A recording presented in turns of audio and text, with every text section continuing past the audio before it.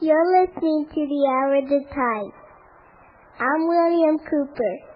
And I guess that makes me poo. I pledge allegiance to the flag of the United States of America and to the republic for which it stands, one nation, under God, indivisible, with liberty and justice for all.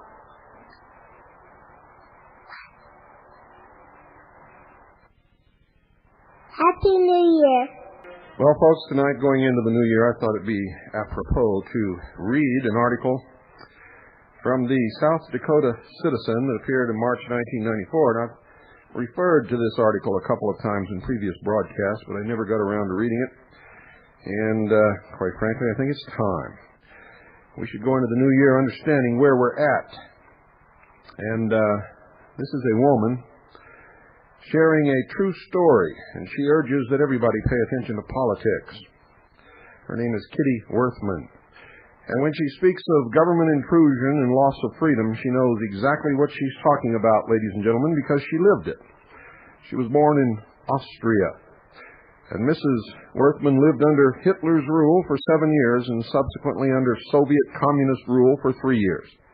Her eyewitness account is startling, especially as it relates to current trends in our own country. Today, Mrs. Worthman, a naturalized American citizen, lives in Pierre, South Dakota, and is president of South Dakota Eagle Forum, which is a pro-family lobbying organization. She's also the wife of a physician and mother of 4 children. Her oldest son was killed in an automobile accident in 1979. And what you're going to hear now is Kitty's own story. And here it is. What I'm about to tell you is something you probably never read or will ever read in history books. I believe that I'm an eyewitness to history. I cannot tell you that Hitler took Austria by tanks and guns. It would distort history. We elected Hitler by 98% of the vote. I've never read that in any American publications. Everyone thinks that Hitler just rolled in with his tanks and took Austria over. In 1938, Austria was in deep depression. We had nearly 1/3 of our workforce unemployed, 25% inflation, and a 25% interest rate from banks. Farmers and business people were declaring bankruptcy every day. Young people were going from house to house begging for food. Not that they didn't want to work, but there simply wasn't any work. My mother was a very devout woman who believed that you have to help the people in need. I remember she had a big kettle of soup every day on the stove. And we baked bread to feed those poor, hungry people, about 30 each day. The Communist Party and the National Socialist Party were fighting each other. Blocks and blocks of cities like Vienna, Linz, and Graz were being destroyed. The people became desperate and petitioned the government to let the people decide what kind of government they wanted. Remember, I've told you many times, be careful what you ask for because you might get it. We looked to our neighbor on the north, Germany, where Hitler had been in power since 1933. We had been told that they didn't have unemployment or crime, but they did have a high living standard. There was nothing being said of persecution of anyone, Jewish or otherwise, just that everyone was happy. We wanted the same thing for Austria. We were promised that if we would vote for Hitler, everyone would be employed in 2 or 3 weeks, and he would help the family. He also said that businesses would be helped, and the farmers would get their farms back. 98% of the population voted to annex Austria to Germany and have Hitler be our ruler. We were so joyful that for 3 days we danced in the streets and had candlelight parades. They opened up big field kitchens, and everyone was fed. After the election, everyone was appointed from Germany. Like a miracle, suddenly we had law and order. 3 or 4 weeks later, everyone was employed. The government made sure that a lot of work was being created by the Public Works Service. Hitler decided we should have equal rights for women. Before this, it was a custom that married women did not work outside of the home. The husband would be looked down on because he couldn't support a family. The teaching profession was overjoyed that women could go back to the jobs they gave up for marriage. Our education was nationalized. I attended a very good school. 98% of the population was Catholic at that time, so we had religion in our schools. The day we elected Hitler, March 13th, 1938, I walked into my schoolroom, and where we had a crucifix, it was replaced with Hitler's picture and the flag. Our teacher, a very devout woman, stood up and told the class that we wouldn't pray or have religion anymore. We sang Deutschland, Deutschland, über alles, and had physical education instead. Our parents were not happy about the sudden change. On Sunday, we had National Youth Day. It was compulsory to attend. We were told if our parents would not send us on Sunday, they would get a stiff letter of warning the first time. The second time, they would be fined the equivalent of $300, and the third time, they would be subject to jail. As time went along, we loved it. The first 2 hours, we had political indoctrination. The rest of the day, we had sports. Oh, we had so much fun and got our sports equipment free. We would go home and tell our parents gleefully what a wonderful time we were having. My mother was very unhappy. When the next term started, she took me out of public school and put me in a convent. I told her she couldn't do that, and she told me that someday when I grew up, I might be grateful. I almost hated my mother. There was a very good curriculum, hardly any fun, no sports, and no political indoctrination. I hated it at first, but felt I could tolerate it. Every once in a while on holidays, I went home. I would go back to my old friends and ask what was going on and what they were doing. Their lifestyle was very alarming to me. By that time, it was glorified to be an unwed mother, to have a baby for Hitler. They lived a very loose lifestyle without religion. It seemed strange to me that all of this changed so suddenly. As time went along, I realized what a great deed my mother did so that I wasn't exposed to that kind of philosophy. In 1939, the war started and a food bank was established. That meant all food was rationed, and you couldn't buy anything without food stamps. At the same time, the full employment law was passed, which meant if you didn't work, you didn't get a ration card, and if you didn't have one, you starved to death. The women who stayed home and raised their family for years and didn't have any skills often had to take a job that was for men.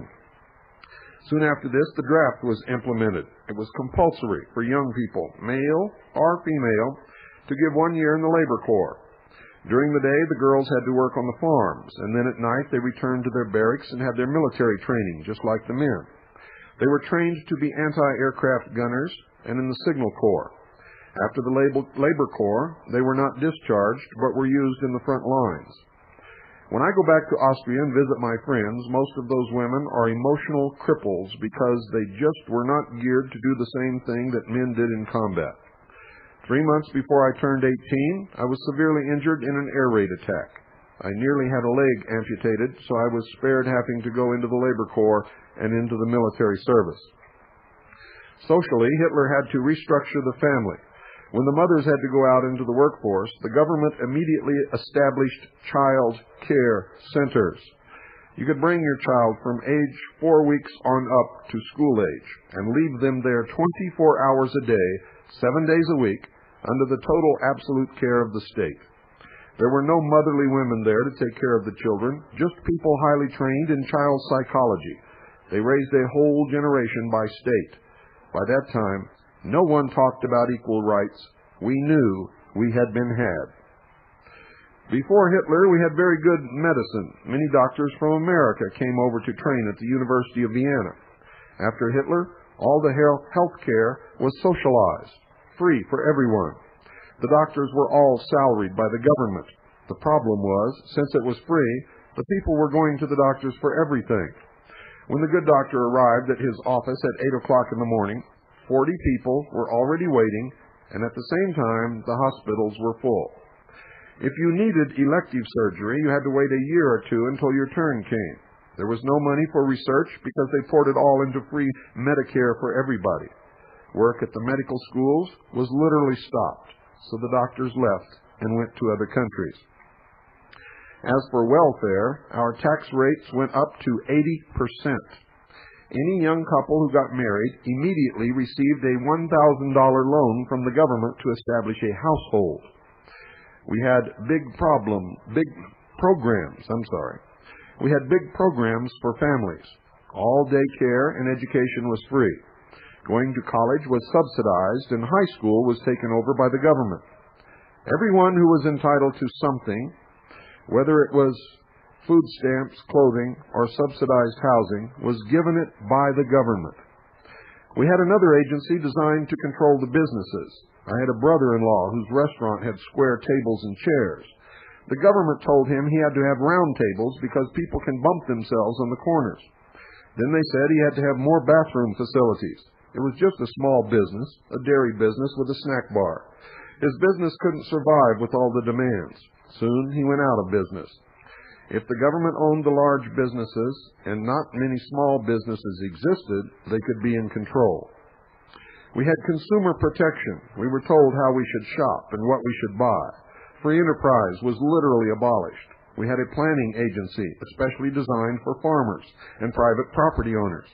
The agents would go to the farms, count the livestock, then tell the farmer what to produce and how to produce it. In 1944, I was a student teacher in a small village in the Alps. The villages were surrounded by mountain passes, which in the winter were closed off, with snow causing people to be isolated. So people intermarried. By genetics, the offspring were often retarded. When I got there, I was told there were 15 adult mentally retarded people, but they were all useful and did good manual work. I knew one named Vincent really well. He was the janitor of the school. One day I looked out the window and saw Vincent and others getting into a van. I asked my superior what they were doing. She said it was the state health department taking him to an institution to teach him a trade and to read and write. The families had to sign a paper. The paper had a little clause that they could not visit for 6 months because it would interfere with their program and they might get homesick. When the 6 months passed, letters started to dribble back, saying these people died a natural, merciful death. The villagers were not ignorant.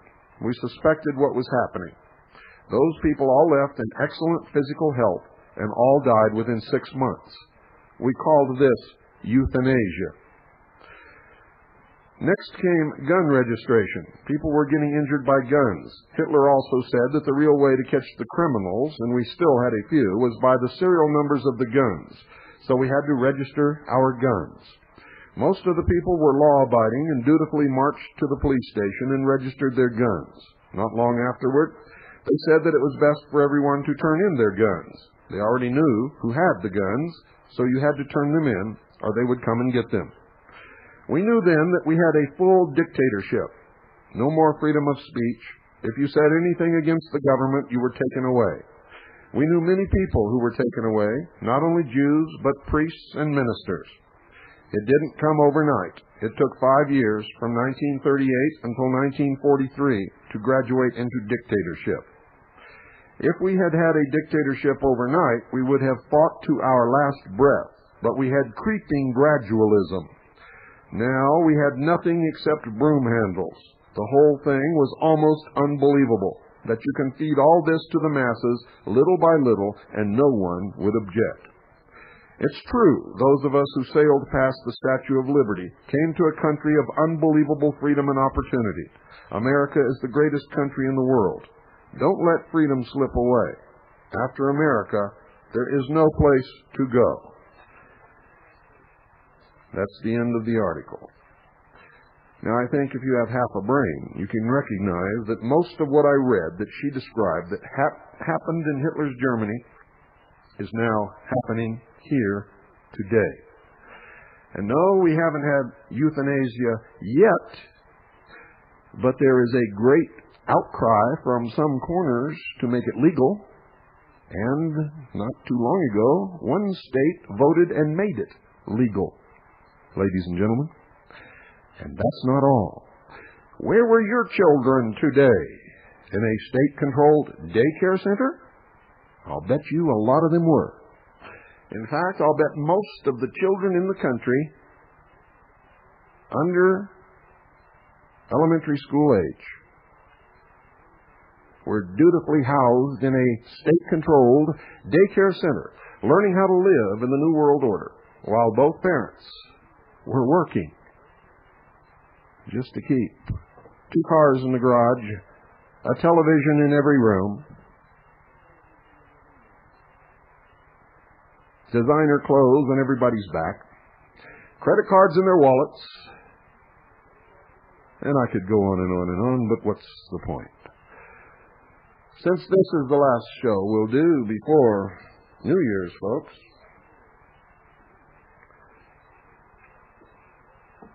because tomorrow night, I think, yes, tomorrow night is New Year's Eve. Let's open the phones and let you guys have the floor. In fact, everybody that calls can have exactly 1 minute.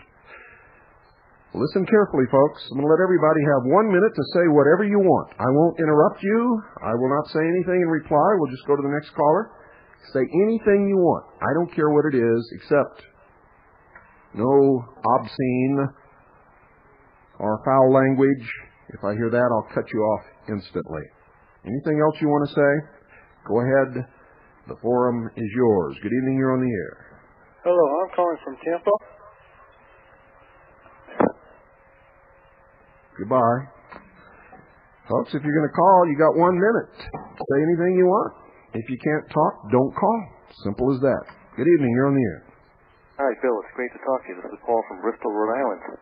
I would just like to say that you hit the nail right on the head, as usual. People around here, they come from another world, and I talk about the New World Order. And I know a couple of people who have investigated conspiracy theories through the 60s, and they seem to think that it was just one race that was doing it, probably like the Jews. And I try to explain to them that it's all races, it's not one race. And people just need to be woken up and quit watching television. My father is about 75, and he was educated the typical way through the media, and it's hard getting through to him. I'm taping this show. Do you have any advice for them? No. This is your night, and your minute's up. Thank you for calling. Thank you. Okay. The number for new listeners is 602-337-2524. 602-337-2524. During the day, remember, when we're not on the air, that's our fax number if you ever want to send us a fax. Good evening. You're on the air.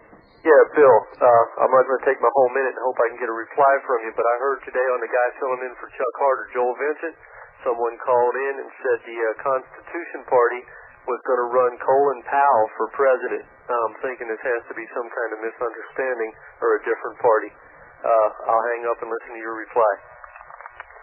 Well, I don't have any reply. I'm one of the founders of the Constitution Party, and if you didn't hear anything like that here, then it's a lie. I bet you Chuck Harder didn't check on it or anything else, and I bet that rumor's flying across the country.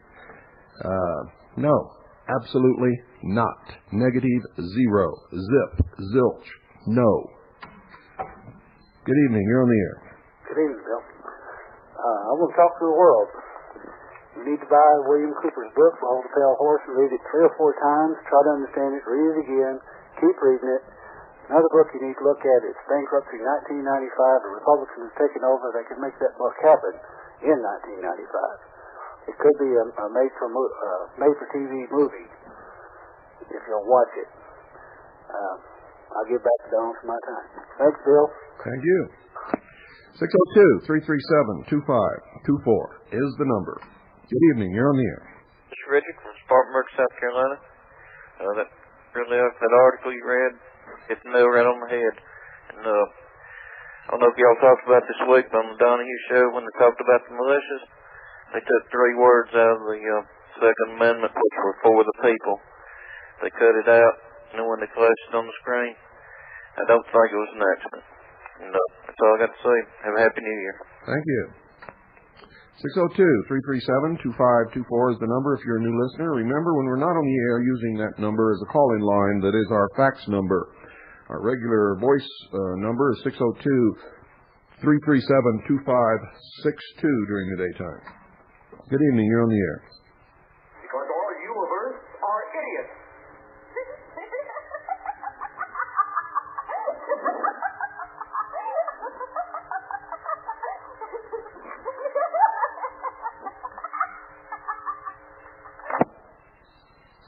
Thank you, Blair Alper. Didn't think I'd recognize your voice, did you, you little twit? 602-337-2524.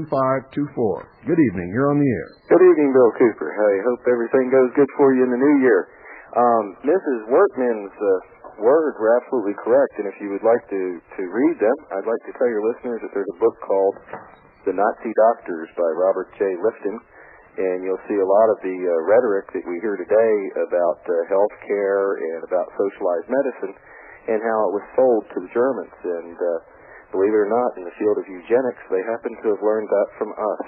Another good book is The World Must Know by Michael Bierenbaum, and it'll tell you all about what happens when you let people have your guns and let them have your power. And the last thing is if you could send to the U.S. government and get the United States Special Operations Forces posture statement. Page 1 talks a lot about the New World Order, and somewhere inside of there it talks about these new exoskeleton suits. It's a real eye-opener. Keep up the good work, Bill. Thank you. Thank you. Remember, folks, Nazis were socialists. That's what's coming. If you don't believe it, stick around. You're going to find out. Good evening. You're on the air. Hi, Bill. Up till about 6 months ago, I was one of those sheeple, as you call them. But I ran into a few fellows, friends of mine, up in New Hampshire, and I was awoke. I just can't believe what I've been led into. I faxed you a couple of days ago. I'm a Vietnam vet like yourself, Marine, and I'm a Mason. And I can't believe how I was lied to.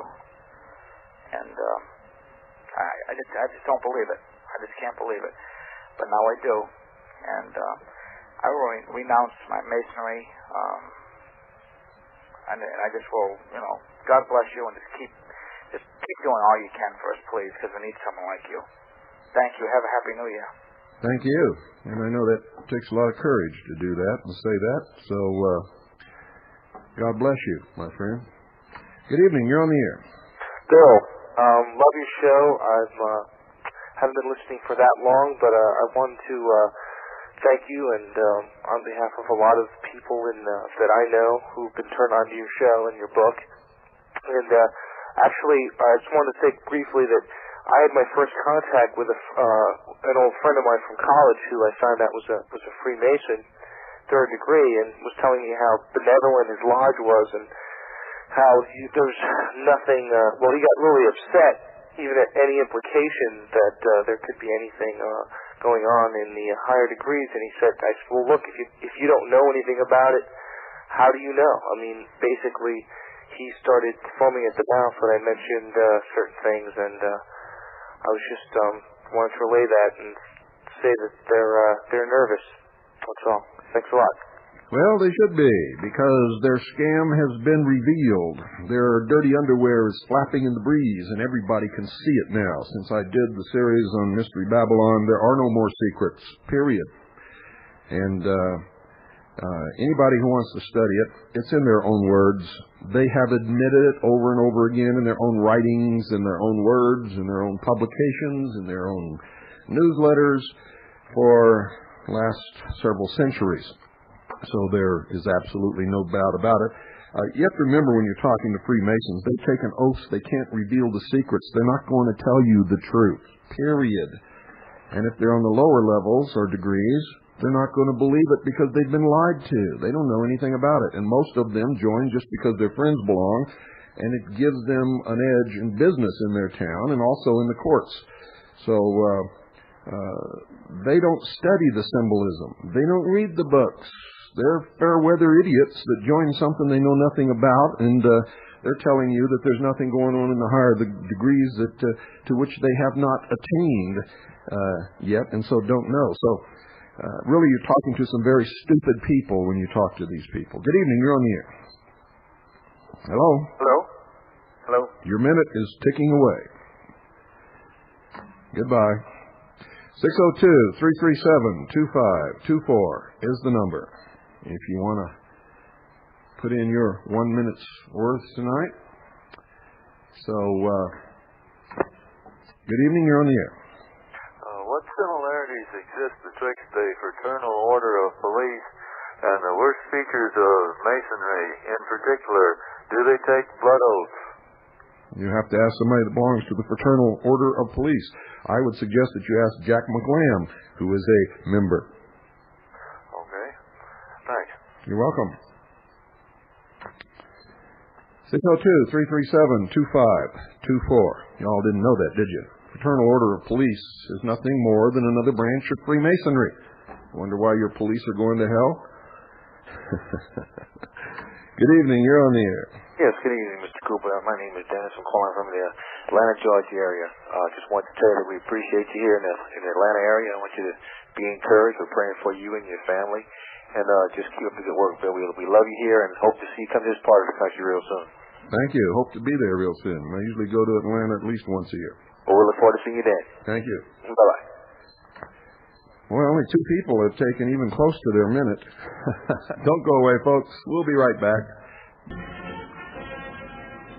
Well, I'd like to take this time and wish everybody listening a very happy New Year on behalf of everyone down in Phoenix at Swiss America Trading. And on behalf of myself and my family and everybody here, I want to wish Swiss America Trading and all of the people there, Craig Smith and Gene and everybody else, a very, very happy New Year.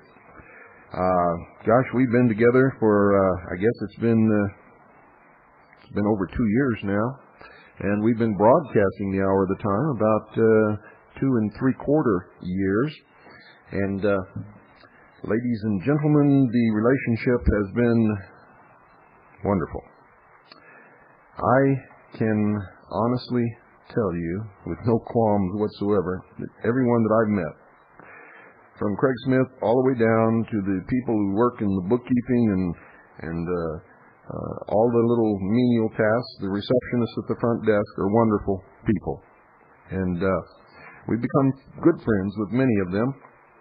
In fact, friends that probably will last for the rest of our life. That's how good these people really are.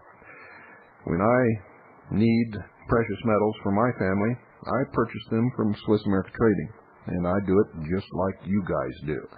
The only relationship that we have on a business level, ladies and gentlemen, as far as the sponsorship goes, is they pay for the airtime for the hour of the time. That means all the fees for the shortwave on WWCR and WHRI for the 4 days, 4 nights we were on there, till they chickened out. And the satellite time is all paid for by Swiss America Trading. Everything else we do with them, we do either as friends or as customers, just like all of you. Now, you're not going to find another business that has all of the, and I'm talking specifically a business in precious metals, that has all of the advantages that you have when you deal with Swiss America Trading. They have a guarantee. They have a buyback program. How many of you ask when you buy precious metals about buyback programs, just in case something goes wrong and you decide, hey, this ain't the right deal for you? How many of you know that everything's recorded when you deal with Swiss America Trading, so that if one of their people tells a lie to you, all they have to do is get out the tape and play it, and there are no secrets. Also, if you tell a lie about whoever you dealt with, get the tape out and play it, and that's exposed also. And believe me, it works. It works so good that there are hardly ever any questions or any dissatisfied people who deal with Swiss America Trading. And when it does occasionally happen, we get out the tape, Craig Smith and I talk about it, we decide what we're going to do, and we make it right real quick. And I have given you my pledge, folks, that if they don't make it right, I will, by hook or crook somehow, because I will not let anybody who does anything on my word get taken by anyone for any reason. I just won't allow it. In fact, if I had to sell my house and everything I owned to make it right, I would do that. I deal very much most of my life on principle. And if I couldn't back our sponsor. I would not allow them to sponsor us. If you derive real worth from listening to the Hour of the Time, I recommend that you deal with Swiss America Trading. Not only do you get the best deal and the best relationship when you deal with Swiss America Trading, you also are demonstrating your loyalty. One thing that I've learned about the so-called patriots, many of them aren't, but they like to tout that name around, they don't support the programs that support them. And that's one of the reasons why we're losing this battle, folks. Socialists put their money where their mouth is in large amounts, and sometimes they do without the things that they would like to have to make their programs work. Not too many conservatives or so-called patriots do that. And I recommend that you start, though, because we are engaged in a war. Just as sure as if you were standing in the middle of Vietnam at the height of that war with the bombs raining down and the AK-47s going off and the helicopters blasting away with their M60s and the miniguns from Puff chewing up the ground. Right now it's being fought mostly with words and legal battles. But very soon it will deteriorate into the kind of war that I just described. You can bet your boots on that. So you better get involved. You've got to make a choice. You've got to prepare. You must make sure that your assets have at least some protection. Call Swiss America Trading 1-800-289-2646. That's 1-800-289-2646. Instead of doing business with someone who might offer you a little bit cheaper deal and then be out of business in 6 months or 2 years, and don't offer the buyback plan, and don't sponsor a program that really gives you something in return. Rather than do that, folks, call Swiss America Trading, 1-800-289-2646. You'll be glad that you did. And whether you want precious metals or not, call them and thank them for sponsoring this broadcast, and wish them all a very happy New Year. They deserve it.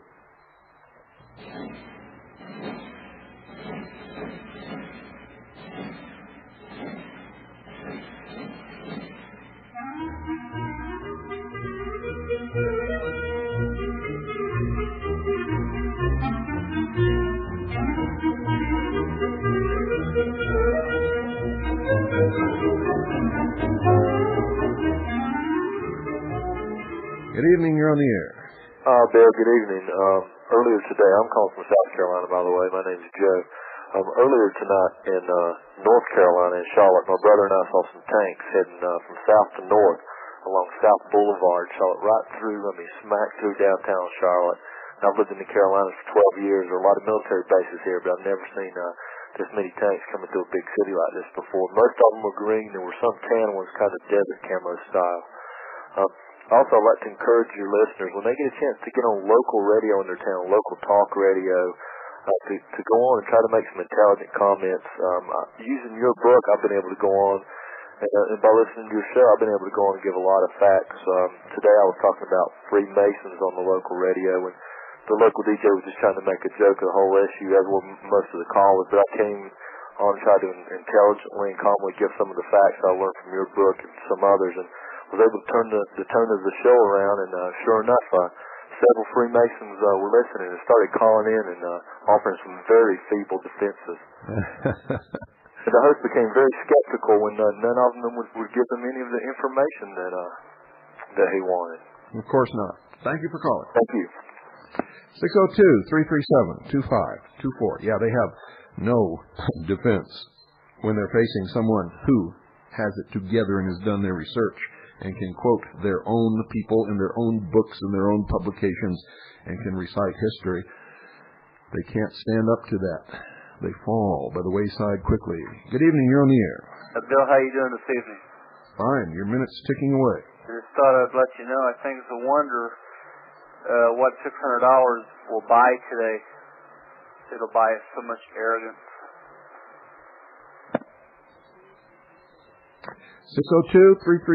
602-337-2524. Another little twit that can't make a point, can't deal with facts, can't stand up and talk about information. Good evening. You're on the air. Good evening, Mr. Cooper. This is Rick in Taunton, Massachusetts. I just want to say, you had a caller earlier that they were laughing. This is not a joke. This is serious. Our country's being destroyed. People better wake up. Smarten up. Good night, Mr. Cooper, and God bless you. Good night. God bless you. But you don't need to reply to people like that. They don't have any brains. They don't care. They'll be happy in the New World Order because that's what they need. A big daddy to change their diapers, feed them, give them a job, tell them when to get up and when to go to sleep. So don't pay any attention to them. That's the best thing you can do. Just leave them alone. They'll get what they deserve. Good evening. You're on the air. Hi. Good evening from Ocala, Florida. I just want to say Ron Adams sends his best to you this evening. I want to say Happy New Year to all the Patriots of Central Florida, especially up in Gainesville. I want to remind everybody that on January 9th, we need to be up there at City Hall to make sure that that UN flag doesn't get hoisted back up the flagpole. We're going to make sure that that doesn't ever happen again. We want to thank you, sir, for all your help in that area, and we're going to make sure that the state of Florida remains free. And that's about all I got to say, and Publius said that. Good night. Thank you. 602-337-2524. Very few people are using a full minute. So if you call, remember, you got a minute. If you got a watch there, say whatever get all you can in that minute. It's your minute. Good evening. You're on the air. Good evening, sir. Are you the author of the book, A Pale Horse? Yes, but this is your minute. Okay, I know. I'm just trying to find some information. I'm getting off. I just want to know, is there any way I can get that piece that you read about the lady that was in Germany and describing and comparing to America today? Well, if you were listening, it's from the South Dakota Citizen. March 1994. I always give the references of anything that I read. You should be able to get that paper or go to that newspaper and get that article. South Dakota Citizen. Yes.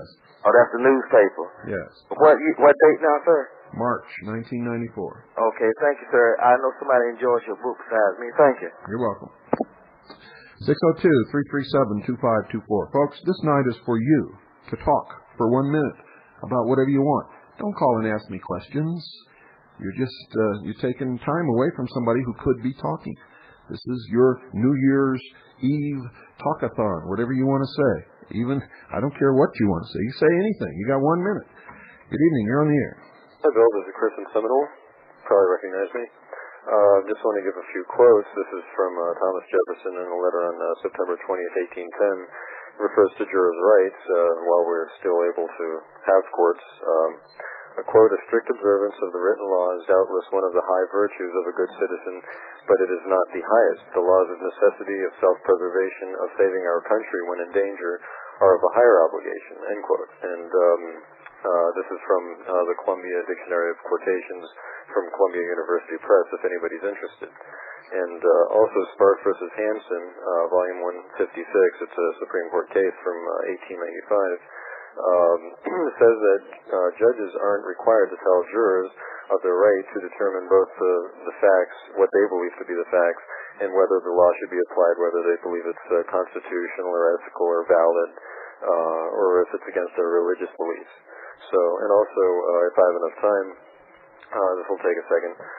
John Jay said, quote, the jury has the right to judge both the law as well as the fact in controversy, end quote. And he was the very first Chief Justice for our Supreme Court in a case called Georgia versus Brailsford in 1794. Thank you. Okay. 602-337-2524 is the number. You got a chance, folks. Call up. You got 1 minute to make your mark on the world. Say something brilliant. Help people. Or you can call up and say something really stupid. It's up to you. Good evening. You're on the air. The big green dragon is waiting for you, you arrogant lout. Well, there's another one. He chose to say something stupid so that the whole world would know that he has no brain. Good evening. You're on the air. Yeah, Bill. I didn't hear anybody mention anything about our downed pilot, the one that was killed. brought back from Korea. CNN last week showed the pictures of him putting the UN flag on his coffin. They got some gall, them son of a beast. Well, if you were listening to the Hour of the Time, you would have heard me say that. Oh, I didn't hear it. I've been trying to get you just about every night, too. But keep up the good work, Bill. You're doing a great job. Thank you. Right. 602-337-2524. By the way, folks, all of these people who are calling with these little twit remarks, these are people who are little socialists who are used to having free airtime on the satellite. And just recently I put the kibosh on that because I don't like paying for their free airtime. I don't like socialism at all. So what you're hearing is their ire being stirred up because they no longer can do the things that they were doing. Good evening, you're on the air. Yeah, how you doing? Been listening to you for years since you started on 7.435. I can't believe the number of people that listen to you vacillate back and forth and aren't hip to all this. You contradict yourself constantly. But wait a minute. Time period. I thought this was my minute, Bill. No, it is. Go ahead, but make your point. I'm getting there. You said you wouldn't interrupt. I could have a minute here. Go ahead.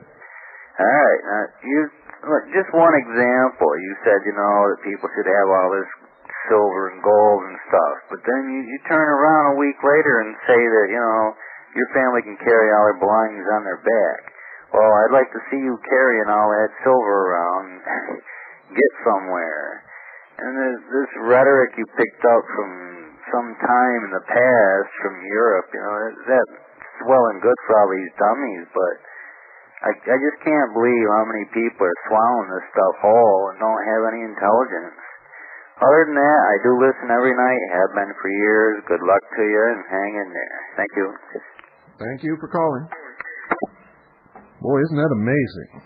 He says that you're all stupid, but the only thing that he could find fault with and make any point of was that somehow we can't carry all our gold and silver on our back. Doesn't take much gold, folks, to make an awful lot of money in what's coming. And you don't have to carry it on your back as long as you can get to it. Good evening, you're on the air. Greetings. I've listened to your show. I've been listening to your show for better than a year. The amount of information that you've given me has enabled me to learn so much. I really want to thank you for it. And I would really like to know when you're going to have your next convention so I could arrange to be there. It'll probably be February or March. Is that right? That's great. Yeah. Probably March. I'll be working on it. Okay. Thanks very much. God bless you. Thanks for calling. Thanks. Bye-bye. By the way, folks, when I broke in with that previous caller, it wasn't to cut off his time. In fact, I would have given him extra time. What I was going to do is ask him to explicitly talk about what it was that he seems to be upset about. And he never did, so we still don't know what it is that he doesn't like. Good evening, you're on the air. Yes, good evening. Calling from Indiana. For anybody who is uninformed out there, that puffs their chest out when we talk about democracy in our country and other countries, I just like to set the record straight with a few quotes. Democracy doesn't appear in our Constitution. The word democracy never appeared in the Declaration of Independence. Democracy is majority rule in regard to legislation. There's no fixed standards of right and wrong. So if the majority says that grandma should be euthanized, well, then it becomes law.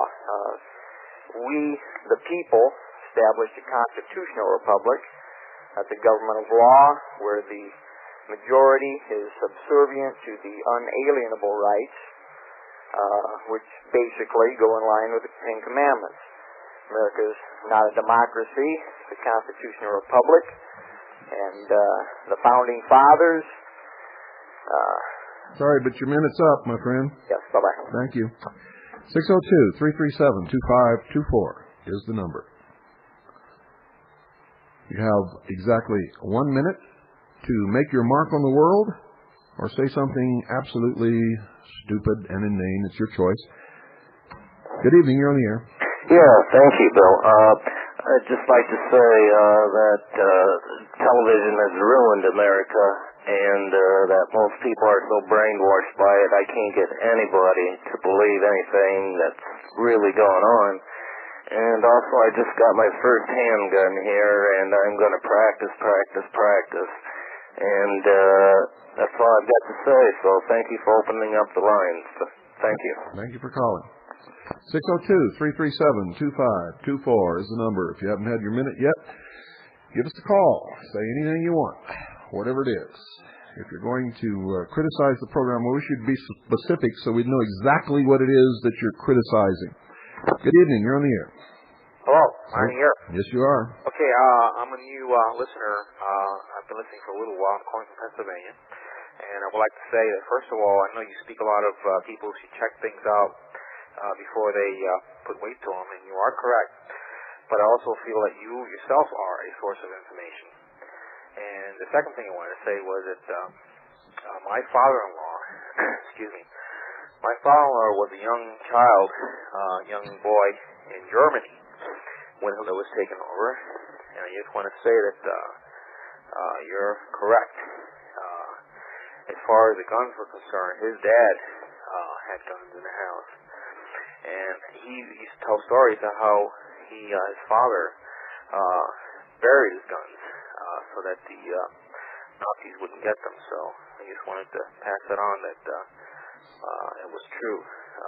My wife's German, from Germany, and I got the story. Anyhow, I'm happy to have gotten through to you, and you're doing a great job. Keep it up, sir. Thank you very much. Nice. Well, there's only one person who went over and one person who used exactly his minute. That was the person who used exactly his minute. Anybody else that calls, make sure that you try to use all the time that you have. Good evening. You're on the air. Hello, Bill. I'm calling from Texas. Been listening to you for a while. Enjoy the show. Two things we need to talk about. One is standardization of a load for 308 rounds. We need to standardize the overall length. I'd recommend 2.798 inches, powder charge, 48 grains. If we use the Sierra Match King bullet or the Nosler ballistic tip, they'll fire in any rifle. Second thing, walking the talk. We need to use that silver and the gold for money. Specifically, we need to start taking silver and gold amongst each other for legal cash and tender, and try to use the paper money as little as possible. Thank you very much. Thank you for calling. Many of us have been doing that for years. Folks, we take gold and silver here anytime that we can, and we also reciprocate and use gold and silver with other patriots who will take that. Good evening. You're on the air. Yeah, hello? You're on the air. Hello? Your minute has started. Okay, I want to talk about the Nazis and socialism. Oh, and what I want to say is that we shouldn't. The Nazism died 50 years ago. What about the Marxist socialism that's going on now? Also, I'd like to say that with the Trilateral Commission combining capitalism with the modern day socialism, the international bankers are trying to set up their own Federal Reserves, creating a new world order. Thank you. You're welcome. But you're a lot late. I mean, they set up the Federal Reserve a long time ago. It belongs to the bankers. It doesn't belong to us. It doesn't belong to the government. It's a private corporation.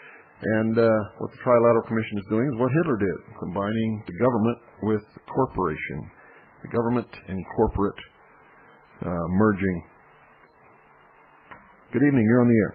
And as far as I'm concerned, folks, all socialism is the same. It all sucks, and so do all socialists. Good evening. You're on the air.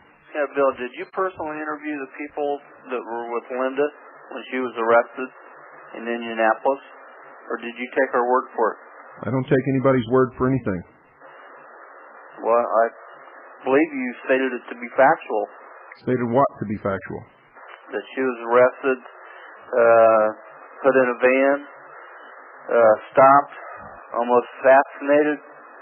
No, I didn't say any of that. She did. She said it as a guest on this program. You said it over your broadcast. No, I didn't. She did. And you believed it? I didn't say whether I believed it or not. It was her story. Well, I'm asking you, do you believe it? I have no reason not to believe it, but I haven't checked it. Until I check it, I don't know if it's fact or not. Neither do you. When will you do that? When it becomes important to me, it's not important to me. If it's important to you, I suggest you do it. Well, if it was that important, you should have mentioned it over there. I didn't mention it on the air. She told her story on here when she was interviewed on this show. It's what you preach. What are you talking about? You say, don't. Good night, dummy. Until you can get your thoughts in gear, until you know what you're talking about, don't call. And you spoke over your minute. And by the way, folks, I wouldn't have butted in, but he asked me specific questions. 602-337-2524. You see how these socialists are, folks? That guy was a socialist who doesn't like the hour of the time. He obsessed on Linda's interview. He hasn't checked any of it out. He doesn't know if it's true or not. Neither do I. All I know is Linda's story that she told on the air when she was interviewed. You know, that's the way these people are. They have no brains. They make no sense. They cannot even get their thoughts together, and they cannot even explain to anybody what in the hell they're talking about. Good evening. You're on the air. Good evening. How are you, sir? Fine. I am an American patriot and adopted child to a giving and loving second family. I have never sought my original parents, for the ones who reared me taught all I'll ever need to know about being a patriot. I learned early on that a man without a gun is a man without a choice.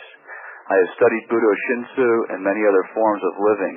None have eventually steered me as hard as the revelation, finally, that our own country was in as much peril. I therefore have decided that my best course is one of conflict with the current and illegal regime. Many, including myself, have wondered at what it would be like to lose our freedom, much less our lives. Let me say now and forever, it is better to die on your feet as a man than on your knees as a slave.